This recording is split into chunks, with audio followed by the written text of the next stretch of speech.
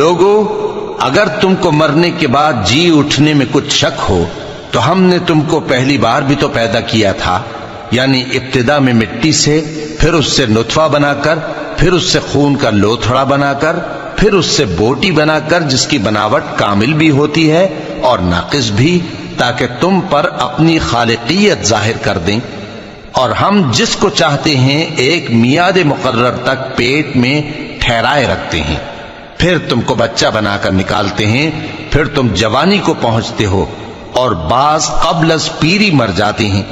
اور بعض بڑھاپے کی نہایت خراب عمر کی طرف لوٹائے جاتے ہیں کہ بہت کچھ جاننے کے بعد بالکل بے علم ہو جاتے ہیں۔ اور اے دیکھنے والے، تو دیکھتا ہے کہ ایک وقت میں زمین خشک پڑی ہوتی ہے،